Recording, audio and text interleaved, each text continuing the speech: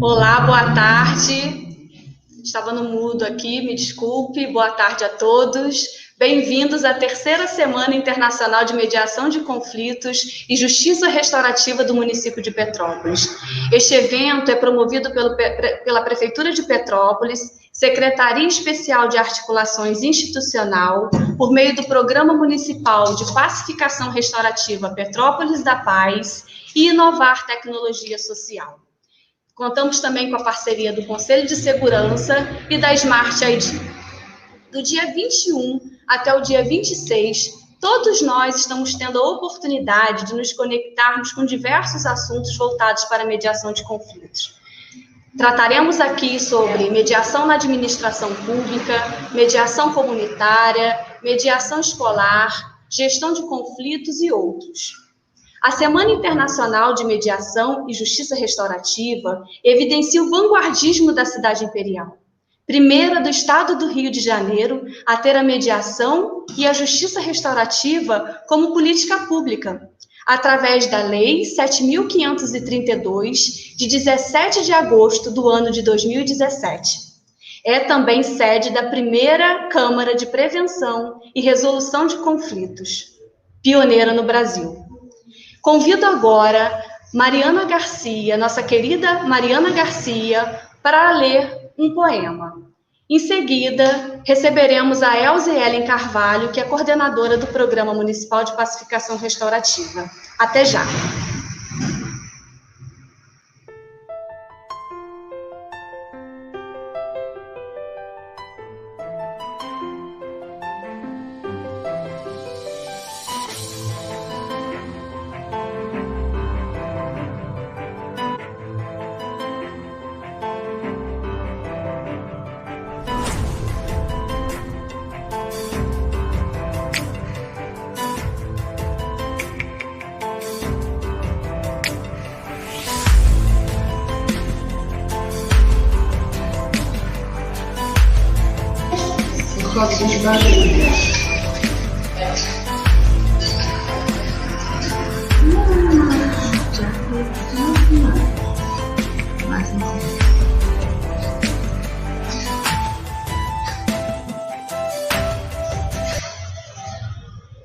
Boa tarde a todos. Bom, hoje o nosso tema, a gente vai começar falando sobre comunicação não violenta. Então, a gente selecionou um poema que a gente acredita que tem bastante sentido. E é um poema da Riane Leão, que é uma poeta contemporânea e bastante urbana. Como ela mesma diz, é um poema sobre contemplarmos a nossa grandeza apesar do mundo. Se puder, descansa. Nem que sejam 5 minutos voltados para os cantos da tua voz. Diminua a velocidade, toma um banho quente, coloca um pijama velho e confortável. Esqueça da luta por hoje. Sussurre calma nas suas urgências. Deixar para lá também é resistir. Estique os pés, descerre os punhos, observe a noite, até o dentro constelar. Cuide da pele que te envolve. Amanhã, o sol continuará sendo sol. As casas e os prédios estarão no mesmo lugar. Agora, tudo voltará a ser como antes, menos você. Um bom evento a todos.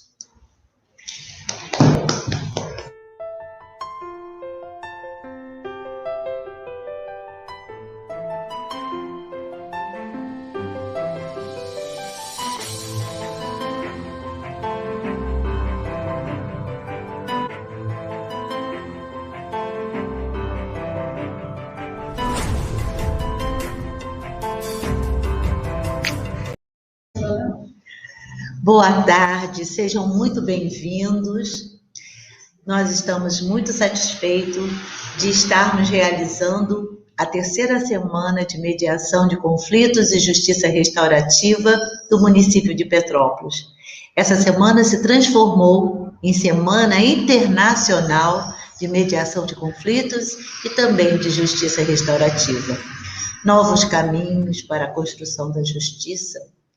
Uma justiça formada pela soma das vontades, através do entendimento e atendendo às necessidades reais dos cidadãos. Só o diálogo saudável, devidamente conduzido, pode produzir a justiça adequada a cada situação. Este é nosso lema, esse é o nosso caminho.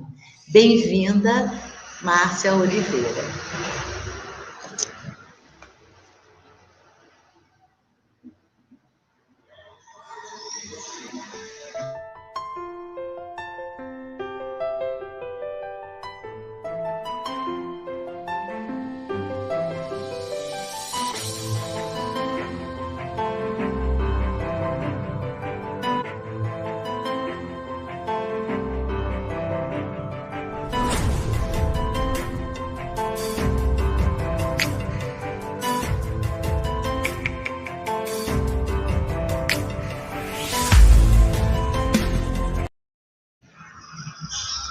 Boa tarde.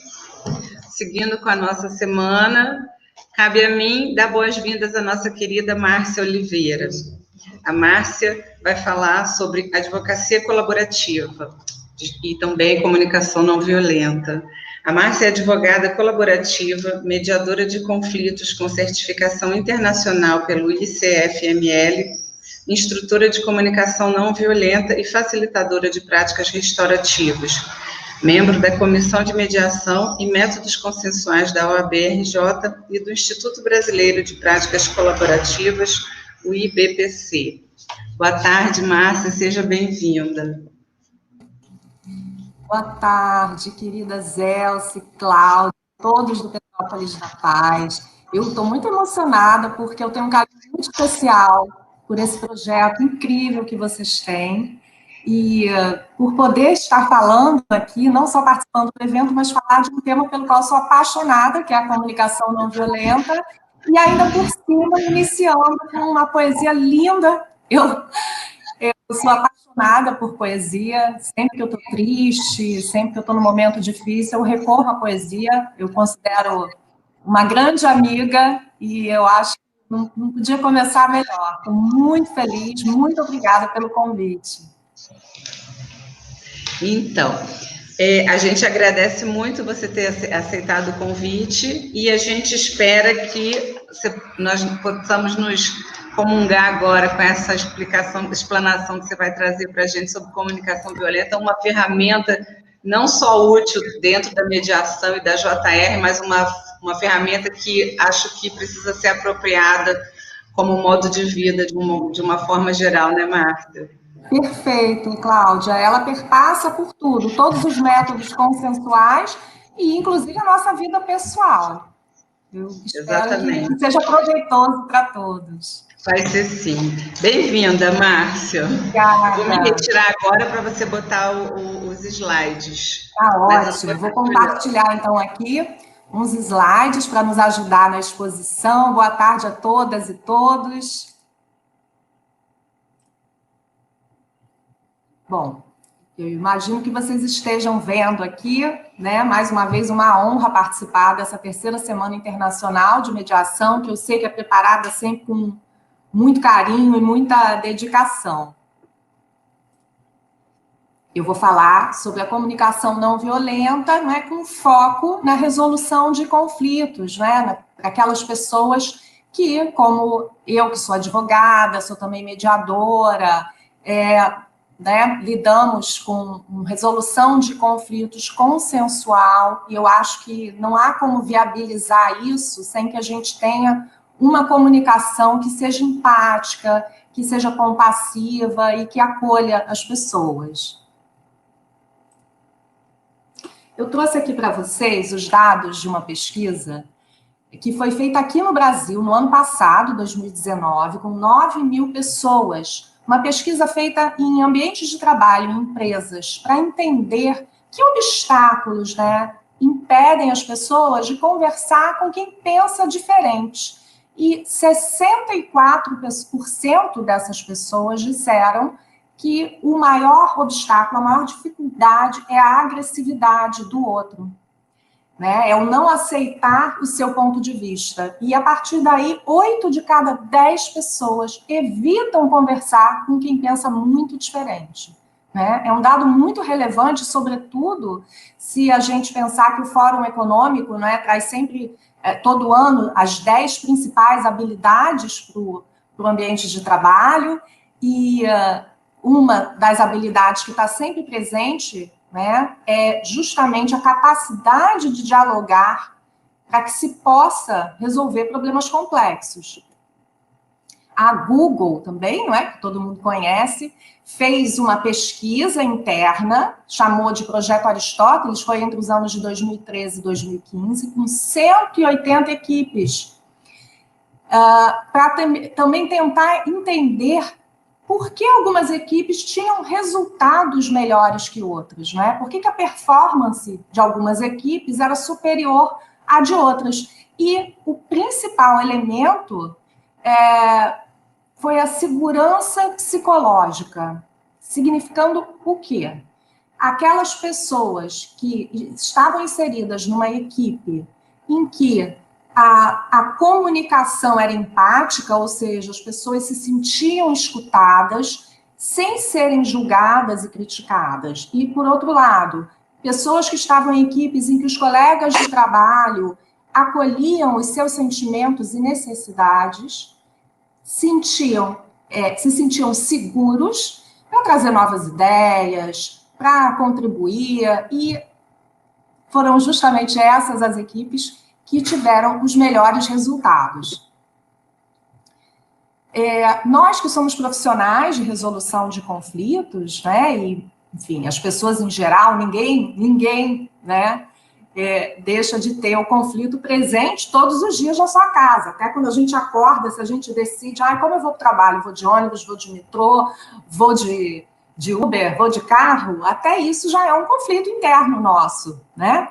A gente, como profissionais, então, né, nós somos procurados pelos nossos clientes em momentos de dor, em momentos de dificuldade, e é preciso que a gente consiga acolher esses clientes, né, porque nós temos a responsabilidade, seja como mediadores, advogados, conciliadores, ou outros profissionais, né, da área jurídica, psicólogos, a gente tem a responsabilidade de lidar com aqueles bens mais preciosos, né, seja a família, as relações, né, a sua empresa, é uma sociedade que está prestes a ser rompida, é um casamento que está prestes a ser desfeito, por exemplo, não é? E é preciso que a gente tenha uma postura empática, uma postura acolhedora, que a pessoa não se sinta julgada, que a gente consiga estabelecer uma relação de confiança com essas pessoas, né? Inclusive, é essa maneira como a gente consegue cativar as pessoas e até fidelizar clientes, né? Porque quando o cliente tem confiança que você vai ouvi-lo com uma escuta real, com uma escuta livre, né, de críticas e de julgamentos, e que você vai, de fato, se empenhar para entender qual a real necessidade, esse cliente vai estabelecer uma relação de confiança com você e vai sempre procurar você quando estiver num momento difícil. Eu queria falar aqui de uns dados da neurociência que eu achei muito interessantes, né? Que a gente evoluiu do uso da força para os gestos e depois para o uso da linguagem, não é? E hoje evoluímos a ponto de podermos nos encontrar aqui virtualmente, né? Estamos impossibilitados de nos encontrar presencialmente. Ano passado, por exemplo, eu estive em Petrópolis, né? Nesse evento incrível anual que o pessoal do Petrópolis da Paz organiza, e olha que maravilha, né? Estamos aqui interagindo, nos comunicando virtualmente. Mas, por outro lado, os neurocientistas nos dizem que, em termos de evolução na comunicação, a gente pode comparar, se a gente comparar com o tempo de vida de um ser humano, nós ainda estamos engatinhando. Então, essa nossa capacidade de compreender o outro, de se fazer compreender, ainda está muito rudimentar, ao contrário, que eu acho até do que a maioria das pessoas pensa. Então, nós estamos num momento excelente, super propício, para desenvolver a nossa capacidade de fato, nos fazermos entender e de compreendermos o outro. E, para falar de comunicação, tenho aqui que começar pelo criador da comunicação não violenta. né, que é um psicólogo e mediador americano, que já não está entre nós, ele faleceu em 2015, que é o Marshall Rosenberg. Ele tinha doutorado, né, em psicologia social e como mediador, né, ele foi muito bem sucedido, atuou em regiões de guerra, em países com conflitos muito sérios, e ele percebeu, né, que ele queria investigar, descobrir, afinal, nós somos intrinsecamente maus ou nós temos uma natureza compassiva? E aí ele foi conversar com antropólogos, sociólogos, filósofos, outros psicólogos, e ele chegou à conclusão de que a nossa natureza humana é naturalmente compassiva. Né? E eu até coloquei aqui, para quem ainda não conhece, que ele criou um centro de comunicação não violenta que é sediado na Califórnia, mas que faz treinamentos pelo mundo todo. E o Marshall, nesses estudos, nessas investigações, ele percebeu, né, que segundo ele dizia, de 8.000 anos para cá, né, nós evoluímos para um padrão de sociedade em que nós temos um modelo dicotômico de mundo. Então, a gente tem o certo e o errado, né? É preto ou branco.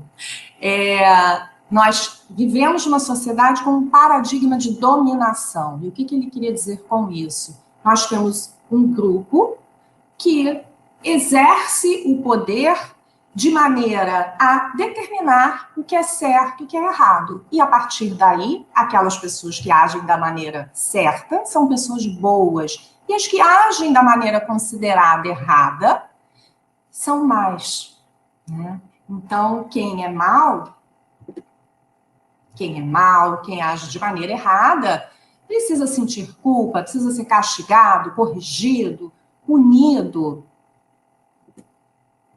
E aí o Marshall, percebendo que, na realidade, isso era uma forma de um grupo minoritário exercer o domínio sobre os demais, de que isso era uma questão de interesses, não é, políticos e econômicos, e não a realidade da natureza humana, ele desenvolveu a comunicação não violenta, que, embora o livro mais conhecido, que depois eu vou mostrar para vocês, dele, na tradução do título em português, tenham colocado um subtítulo como técnica, né? Eu queria frisar aqui que a comunicação não violenta vai muito além de uma simples técnica, né? Até considero mais do que uma metodologia.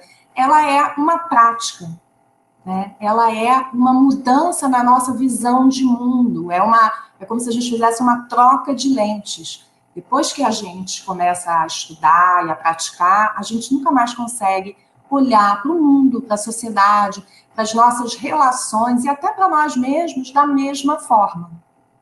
Então, ele propõe, com a comunicação não violenta, um novo olhar, né, para as nossas relações a nível intrapessoal, ou seja, comigo mesmo, interpessoal, são as nossas relações, as nossas interações, e a nível sistêmico, ou seja, com todos os ambientes que nós frequentamos, com toda a sociedade.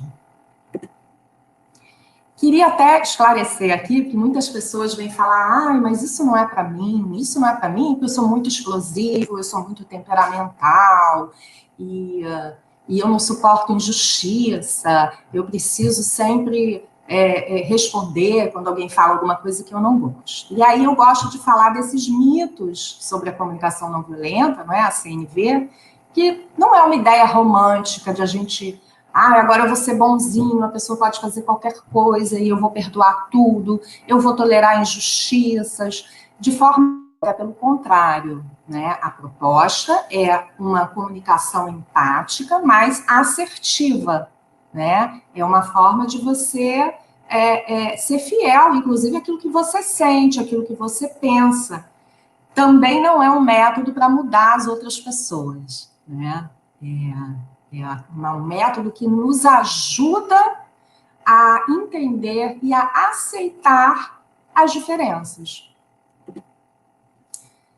Aqui remete, né, para aquilo que eu falei ainda há pouco, dessa sociedade com paradigma de dominação, né? Esse de que não é um método para a gente mudar o outro, para fazer com que o outro haja da maneira como nós gostaríamos, né?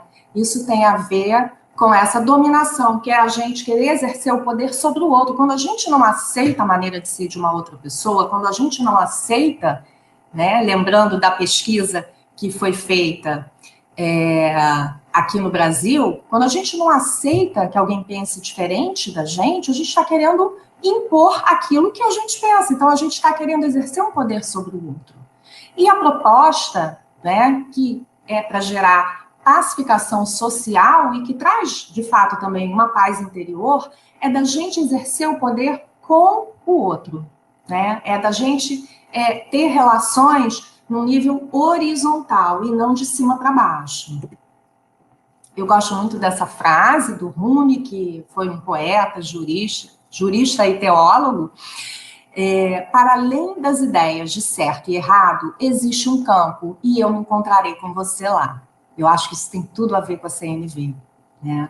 A gente deixa de competir para saber se quem tem razão, que normalmente quando a gente ouve, e quem trabalha com resolução de conflitos já certamente ouviu isso, né? Que a gente normalmente ouve já pensando na resposta, a gente entra num modo defensivo, em vez de fato a gente dar uma escuta à pessoa, escutar de forma a compreender o que aquela pessoa está dizendo, a gente entra imediatamente na defensiva. E quando a gente deixa de ver o mundo sob essa perspectiva de que só há um certo e que tudo o que foge disso é errado e que a gente não consegue aceitar as diferenças, né? A gente deixa de conviver de forma pacífica.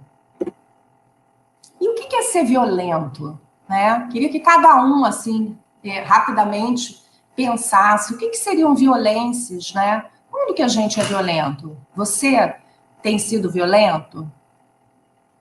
Violenta? A gente associa muito a violência física, né? Eu, por exemplo, faço parte de uma organização sem fins lucrativos de apoio a mulheres em situação de violência, né? Chama-se Ser Ela. E foi criada pela Cristine Simões, que é uma advogada, e que faz um trabalho muito, muito bonito.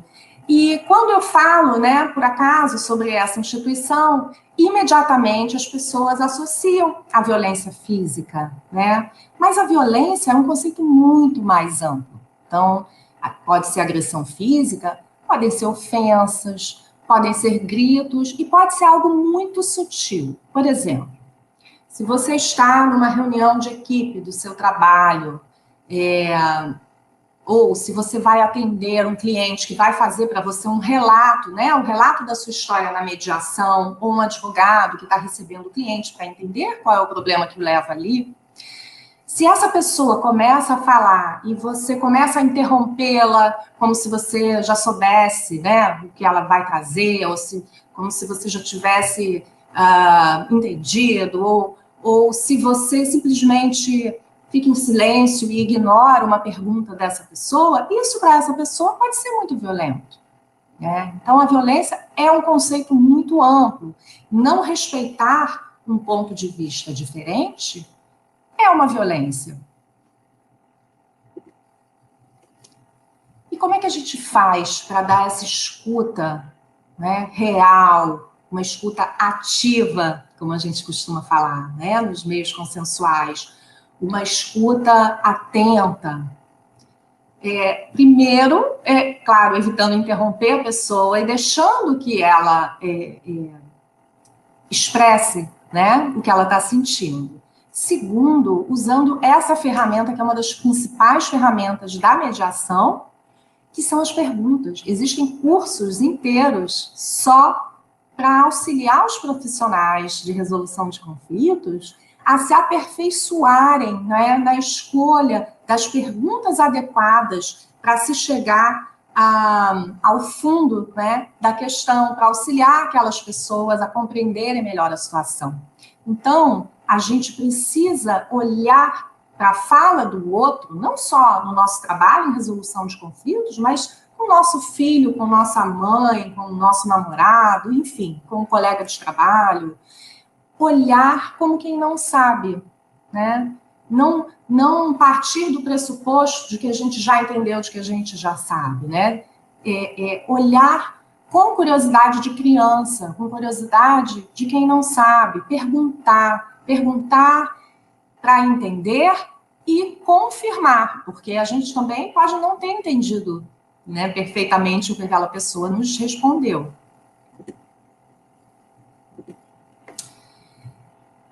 Como a comunicação não violenta, né, na verdade, quase que uma filosofia de vida, né, não é algo fácil, é algo, na verdade, muito simples de compreender. Mas, por ela ter uma natureza experimental, ela depende de uma prática. Eu até fico na dúvida, né, quando eu vou falar se eu sou instrutora ou facilitadora de CNV, às vezes, talvez o ideal fosse falar que eu sou aprendiz de CNV, praticante de CNV. É algo que eu pratico há alguns anos e que vou continuar praticando diariamente por toda a minha vida. Mas, pela natureza experimental, ela não é tão fácil de aplicar, né? Então, o Marshall Rosenberg, percebendo isso, resolveu desenvolver um método que auxiliasse as pessoas a darem início a essa prática, como se fosse uma muleta para quem está com dificuldade para andar, ou aquele andador que hoje em dia os médicos já nem recomendam, mas aqueles andadores com rodinha para ajudar a criança que ainda não tem força nas pernas, para ela exercitar, né, o andar. Então, ele criou esses 4 componentes, que algumas pessoas chamam de 4 passos, apenas para nos ajudar a dar início à nossa prática. Então, nós temos a observação, os sentimentos, as necessidades e o pedido. O que é a observação? A gente olha para o outro, né, e aquilo que ele fala e que nos causa desconforto, né, a gente já faz imediatamente uma interpretação. A gente faz uma interpretação da intenção da pessoa, né? Então, a pessoa, por exemplo, né, não está contribuindo na equipe, no grupo, ou se você vai fazer uma comediação, a pessoa, de repente, não está cumprindo o que foi combinado, não é, antes da sessão começar.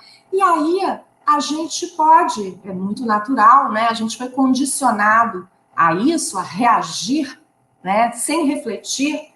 A gente pode falar, poxa, mas você nunca faz nada para ajudar a equipe.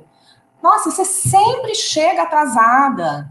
Não sei se vocês conhecem aquele ditado, nunca diga nunca. A comunicação não violenta é totalmente adepta, né? Tem certas palavras que a gente deve evitar, porque elas são muito vagas, muito abstratas. Então, quando a gente fala para um cliente ou um colega de trabalho, né, de uma forma vaga, ou com crítica, ou a gente joga uma indireta, a gente está, na verdade, a gente está olhando para uma das facetas dessa pessoa, não é? Que nós temos muitas, e rotulando essa pessoa como se ela fosse só aquilo, não é? E fazendo interpretações daquela atitude da pessoa.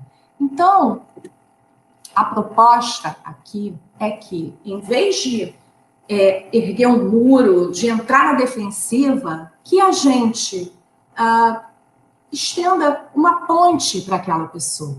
Então, por exemplo, no lugar de você dizer, poxa, mas você nunca faz nada, não é possível. Você pode dizer, pensar, bom, mas o que essa pessoa não fez e que me causou tanto desconforto? Foi combinado que ela faria os relatórios das sessões de mediação, por exemplo. E tivemos 6 sessões de mediação. Nas últimas 3, ela não fez o relatório. Então, a gente vai falar de forma muito concreta, especificando os fatos, sem nenhuma avaliação, sem dizer que a pessoa foi irresponsável, sem dizer que a pessoa não contribui. A gente vai falar simplesmente os fatos, né? Olha, eu percebi que nas últimas 3 reuniões você não entregou o relatório da mediação. está acontecendo alguma coisa? Você está com uma dificuldade? Tem alguma coisa que a gente possa fazer para ajudar? Ou você quer fazer um novo combinado? E isso é fazer um juízo de fato, sem juízo moral. E isso é estender uma ponte para o outro. Gosto também desse pensamento que observar sem julgar é a mais elevada forma de inteligência humana. Não à toa é tão difícil, né? A gente, muitas pessoas, quando começam a entrar em contato com a comunicação não violenta, ficam um pouco aflitas, porque se sentem, poxa, mas eu não consigo não julgar. Claro, ninguém consegue não julgar, é natural. Nós evoluímos, né? Lembrando, voltando lá para a evolução, né? Do ser humano, né?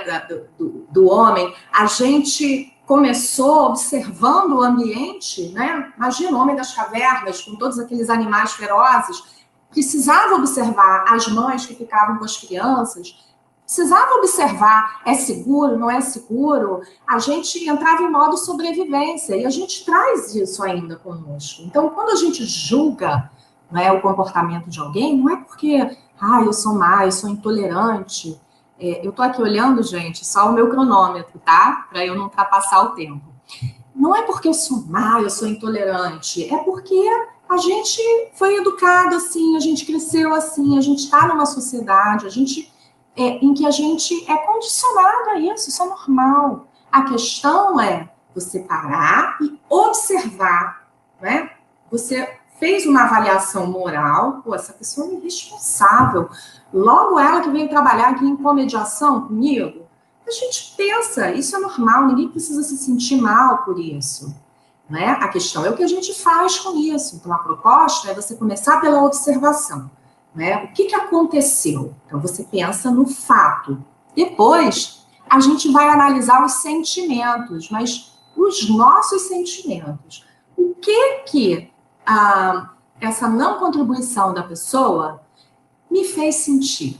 O que eu senti? Eu senti frustração, eu senti raiva, né? Eu fiquei impaciente. A gente vai avaliar as nossas emoções e nesse pacote, digamos assim, de sentimentos na comunicação não violenta, também estão incluídas as sensações físicas, as sensações corporais.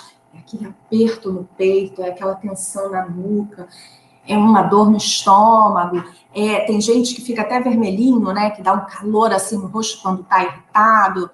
Então, a gente olha para esses sentimentos, por quê?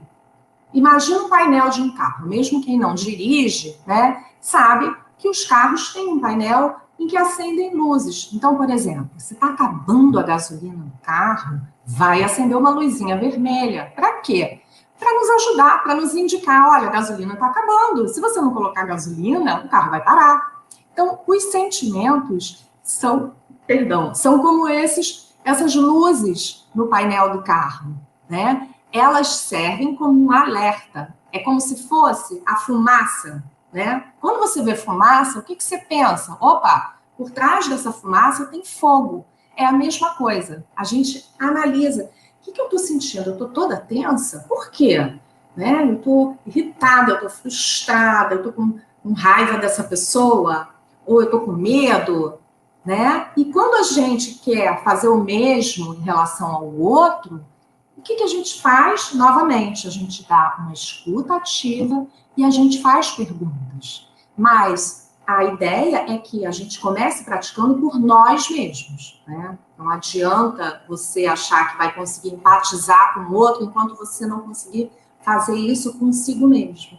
Então, a gente vai observar os fatos, vai sentir, né, o que está acontecendo comigo, com o meu corpo, e algo que ajuda muito nisso é a prática da atenção plena, do mindfulness, por exemplo. É algo que eu pratico e que me ajudou muito, ainda mais nesse mundo cheio de informações e de estímulos, agora que a gente, né, são tantas telas, são tantas informações, é uma prática muito simples e que ajuda muito, é uma dica que eu dou.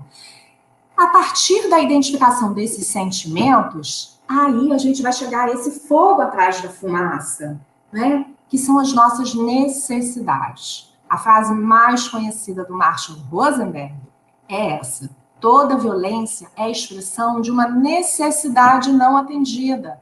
As nossas necessidades, por exemplo, nesse exemplo que eu dei, eu tenho uma necessidade de parceria, eu tenho uma necessidade de eficiência no meu trabalho de mediadora, e quando a pessoa que está fazendo uma comediação comigo não cumpre os combinados, aquilo me faz sentir, né, sensações desconfortáveis. E aí, se eu tenho necessidade de parceria, de confiança, de colaboração, e essa necessidade não está atendida, isso provoca em mim uma reação. E nós fomos condicionados para reações violentas. Lembrando que reação violenta não significa que eu vou dar um tapa no rosto da pessoa, por exemplo. Né? Eu posso fechar a cara, eu posso ignorar a pessoa, ou eu posso falar para ela, nossa, mas você é um irresponsável, ou, você nunca contribui, né? Essas necessidades acionam nossas emoções. E aí eu coloquei aqui, a girafa pode ir embora. O que é a girafa? Marshall Rosenberg, ele usava um método muito lúdico quando ele dava palestras, quando ele falava para as pessoas, não só crianças, mas adultos também. Ele usava uma girafa e um chacal, que é tipo um lobo, né?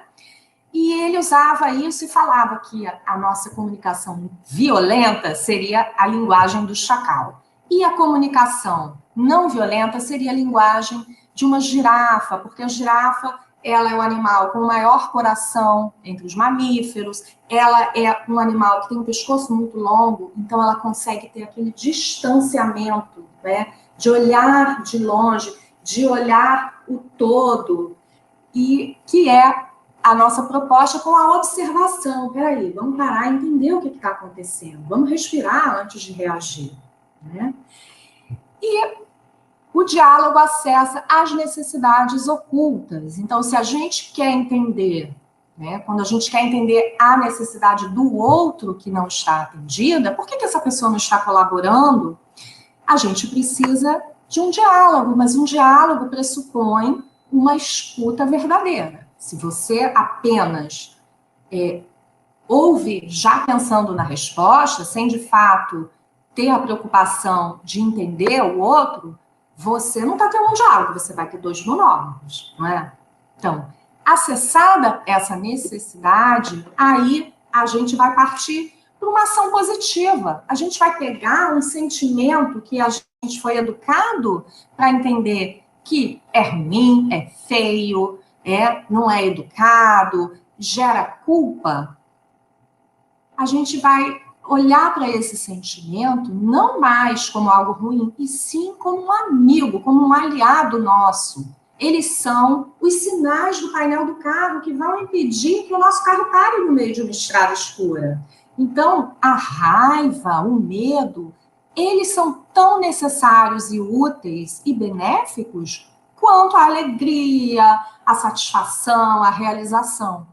Então, a gente pega esse sentimento que a gente aprendeu, que é algo negativo, e transforma numa ação positiva, que é esse pedido, né? A gente precisa comunicar para o outro o que aquilo nos fez sentir e que deixou uma necessidade nossa desatendida.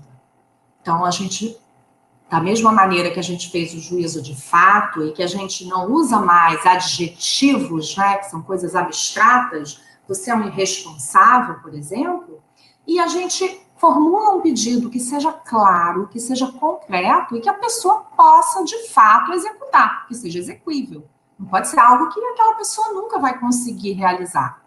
Né? Então, a gente fala, olha, quando você não entrega os relatórios das mediações como nós combinamos, né, eu me sinto frustrado, eu me sinto irritado, porque eu tenho uma necessidade de colaboração, de parceria, de confiança, que aquilo que a gente combinou vai ser feito. Você acha que você poderia passar a entregar? Você quer que eu mande um lembrete sempre para você? Ou você quer fazer um combinado diferente? Isso é um pedido. Lembrando que a gente precisa aprender a dizer sim para o não do outro. Porque se o seu pedido não comporta uma resposta não, uma resposta negativa, se você não aceita que o outro diga, olha, desculpe, mas eu não vou conseguir fazer isso que você está pedindo, então não é um pedido que você está fazendo, você está fazendo uma exigência.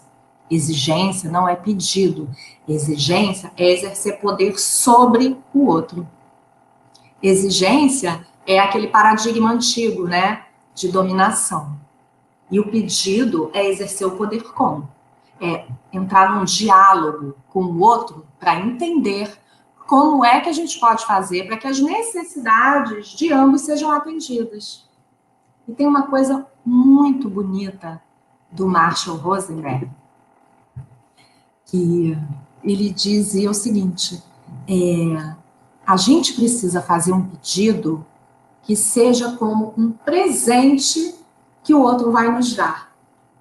Porque se você consegue se conectar com o outro, e isso aqui é a palavra-chave, porque o Marshall dizia que a conclusão a que ele chegou, e esse é o objetivo da prática da comunicação não violenta, o objetivo é atender, talvez, a maior de todas as nossas necessidades, que é a necessidade de conexão humana.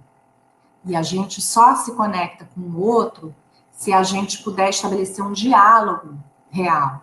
Se a gente, de fato, estiver aberto para entender que a minha necessidade não pode ser prioritária. Eu não posso querer que a minha necessidade seja atendida à conta de desatender também as necessidades do outro. Então, eu tenho que acolher o não do outro. E aí a gente fala, poxa, mas muito legal, muito bonito, mas eu vou tentar várias vezes e várias vezes eu vou falhar. Eu não vou conseguir fazer sempre isso. Claro que não vai. Assim como a gente não vai conseguir, bom, quem sabe, né? Talvez Buda tenha conseguido, né? Para quem acredita em Buda. Mas a gente vai fazer julgamentos. E aí, se a gente não conseguir fazer todo esse processo, que no início é meio mecânico desses 4 componentes, fica estranho. A gente parece até um robô. Às vezes, meu filho me lembra que ele falou, mãe, você está falando esquisito, quando eu comecei a praticar, porque a gente fica meio robótico, né? Seguindo os passos. Só que com o tempo, isso passa a ser algo fluido. Mas nem sempre a gente consegue. E aí eu fui violenta na minha comunicação, né? Eu me irritei com a pessoa, eu fui agressiva, ou eu ignorei a pessoa. Claro que isso vai acontecer, eu sou humana. E o que eu faço nesse momento? A gente faz uma reparação. A gente procura a pessoa e a gente repete aqueles 4 componentes, né? A gente fala, olha, naquele dia que você fez aquilo, eu me senti assim, assado, e eu acabei sendo agressiva com você. Poxa, não foi legal. Eu queria entender o que aconteceu. E aí a gente parte para seguir aqueles passos de investigar, né? Aquele olhar de detetive. Quando eu era criança, o meu jogo de tabuleiro preferido era o detetive. Acredito que muitos de vocês conheçam, eu sei, porque foi um dos primeiros que eu comprei também para o meu filho, né? Quando ele cresceu um pouco. A gente tem que, como eu já falei, ter a curiosidade de criança, curiosidade de detetive com aquela lupa, que nem aqueles filmes antigos, né, de detetive. Curiosidade para entender o que levou aquela pessoa a agir daquela maneira, e humildade também para reconhecer, poxa, errei, vacilei, mas aí eu vou lá e tento conversar, tento estabelecer um diálogo com aquela pessoa. Porque se você estabelece uma conexão de fato com a pessoa, é óbvio que ela vai entender, porque ela também é violenta, né, em muitos momentos. Algo muito interessante e que a gente foi perdendo, né, ao longo da evolução da sociedade, porque antigamente as famílias moravam todas juntas, né, os filhos mais velhos criavam os mais novos, moravam irmãos, cunhados, cunhadas, tios, todo mundo junto. E aí a gente tinha, né, essa rede de apoio. E a comunicação não violenta resgata isso. Então a gente tem aquelas pessoas próximas, familiares, amigos muito próximos, mas para os praticantes de CNV, a gente tem também o que a gente chama de um sistema de apoio, que é o seguinte: você busca algumas pessoas para serem aquela pessoa que te ajuda nos momentos difíceis, no momento que você acha que você vai explodir e gerar um conflito muito grande, no momento que você não está dando conta. É aquela pessoa que você combina que sempre que você precisar, você vai telefonar para ela para trocar uma ideia, para te ajudar a respirar, parar e observar aquela situação. Então, você vai dar esse apoio, vai estender a mão para essa pessoa e vice-versa. E é algo que a gente vai perdendo, né, com a vida muito agitada que a gente leva. Mas, para quem resolver, né, iniciar a prática, fica essa dica. E, de resto, é isso, é praticar, praticar, praticar. Né? Não tem outra maneira, é algo que a gente faz desde que a gente acorda, e a gente vai falhar e vai tentar de novo, mas no início, né, parece algo assim difícil e depois vira algo muito natural, porque é isso, é uma mudança, né? É uma troca de lentes, você enxerga, né, tudo de uma forma mais empática, né? Você acolhe, né, a necessidade do outro quando você entende como é que isso funciona, e aí você deixa de sofrer, muitas vezes, porque tem algo que eu sempre falo nas minhas aulas que tem que ser uma espécie de mantra para a gente.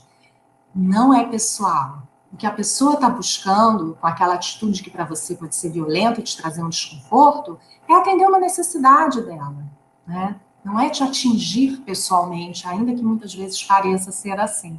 Então, a gente tem que sempre pensar, não é pessoal. Aqui eu trago dicas de alguns dos livros do Marshall, ele tem outros, né? Esse que tem as mãozinhas assim, se abraçando, é o mais conhecido, é o livro básico, é aquele que eu falei, né? Que na tradução em português fala de técnicas, não é o que era o título em inglês, mas enfim, isso é só um detalhe. Para quem nunca leu nenhum livro sobre comunicação não violenta, recomendo começar por esse. Na primeira leitura, né, a gente acha que talvez não capte tudo, mas depois de um tempo de prática, quando a gente relê, a gente vê o quanto ele é profundo. Mas tem vários outros, né? Se vocês jogarem no Google Marshall Rosenberg ou puderem ler uma livraria, né, tem um, por exemplo, que é bem fininho, de uma leitura muito tranquila e que é para nos ajudar a ter essa comunicação não violenta com os nossos filhos. É maravilhoso. Aqui é algo que eu, enfim, brinco, né? Que eu falo que é a teoria da rapadura. Você não precisa perder a doçura para ser forte. Então, ter essa postura empática, ter essa humildade, né? Para olhar para as suas atitudes e reconhecer, puxa, fui violento. Isso não te torna fraco, muito pelo contrário, né? Requer uma força de caráter. E aqui estão os meus contatos, né, nas redes sociais, para quem quiser trocar ideias, tirar dúvidas, pedir indicações, vai ser um prazer, estou à disposição. E vou fechar aqui os slides.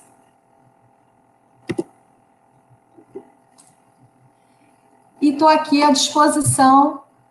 Nós combinamos 40 minutos, né, de fala minha, e estou aqui à disposição, se alguém quiser interagir, fazer alguma pergunta.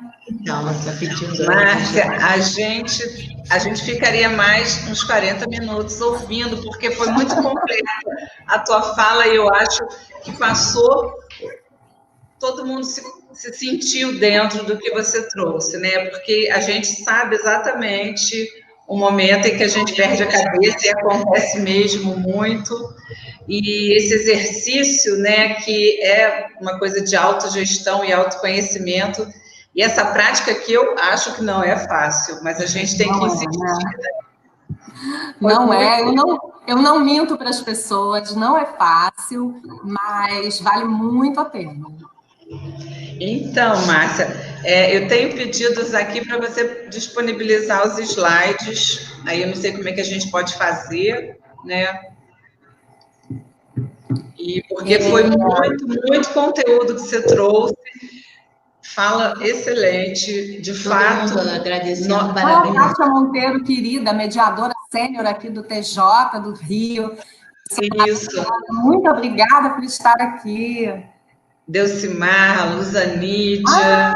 Que delícia! Pessoas maravilhosas. Davina, Carla Cristina, Liliane.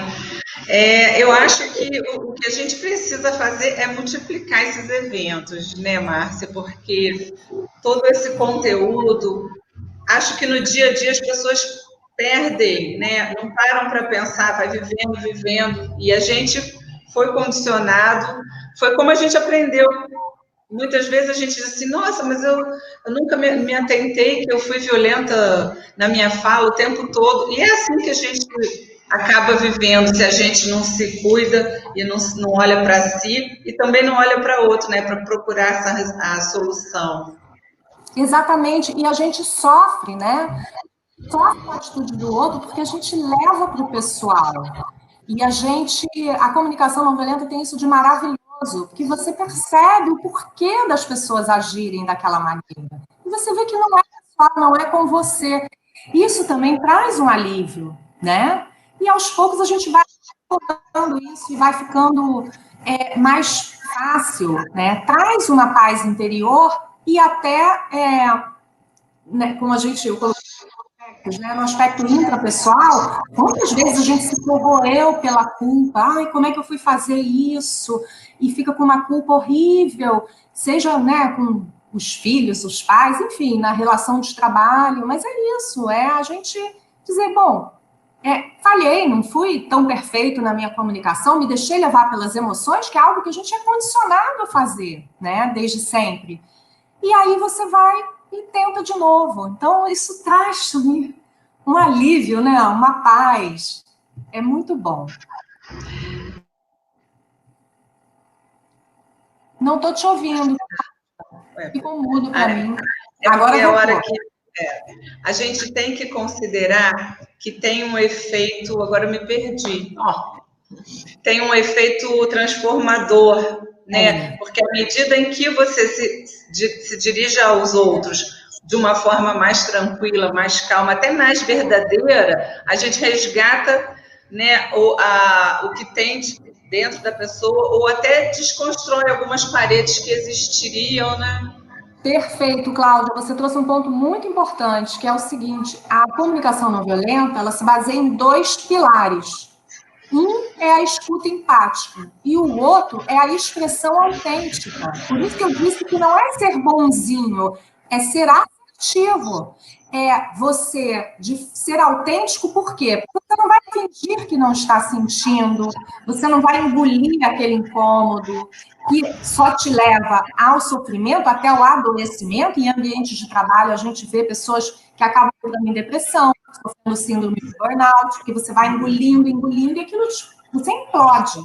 Ou você explode. Então, quando a gente começa a praticar a comunicação não violenta, a gente aprende a ter as conversas difíceis com um pouco menos de dificuldade. Tem até um livro maravilhoso, né? Conversas difíceis. A gente aprende a se expressar de forma autêntica, ou seja, de forma verdadeira, dizendo sim aquilo que nos incomodou, mas dizendo de uma maneira empática, que lance uma ponte para o outro, e não que encoste o outro na parede, que faça ele se sentir tão mal, que o que ele vai fazer? Ele vai fechar a escuta para você, vai dizer, não, a gente entra na competição para ver quem tem razão. Não, eu que estou certo, você fez isso. Não, eu que estou certo. Quando você lança essa ponte, a pessoa consegue ouvir que o que ela fez te causou um desconforto, porque ela vê que a sua intenção não é agredir, que a sua intenção é se conectar com essa pessoa e dizer, olha, ele está me fazendo mal, como é que a gente pode fazer diferente? Você está disposto, né, a juntos, né, a gente tentar fazer de uma forma diferente? Então, isso é maravilhoso para ambos os lados, e o que você trouxe também é maravilhoso, te agradeço muito o seu comentário, porque algo que eu estava pensando até hoje de manhã é que a comunicação não violenta, ela gera um efeito de contágio positivo. Então, quando você está num ambiente com várias pessoas que nem conhecem a comunicação não violenta, o simples fato de você ser um praticante, já ter uma fala, né, de acordo com esses pilares da comunicação não violenta, aquilo já gera um efeito de pacificação naquele ambiente. As pessoas percebem a diferença e, claro, você desarma as pessoas, né? Eu lembro, por exemplo, o meu filho, uma situação à noite, em que eu fiquei no computador até muito tarde, estava escrevendo texto, e era um dia de semana, ele tinha aula no dia seguinte. E aí, quando eu finalmente terminei, que eu fui à sala, estava ele com o pai vendo o jogo de futebol. E aí eu fui tomada pela culpa, me senti uma péssima mãe, meu filho tem aula amanhã, e tá ele aqui no jogo de futebol até tarde, e aí a culpa me fez falar de uma forma super violenta com ele, mas como você tá aqui, que responsabilidade, vendo jogo de futebol à noite, na véspera de um dia de aula. E aí ele imediatamente ele se armou e veio na defensiva.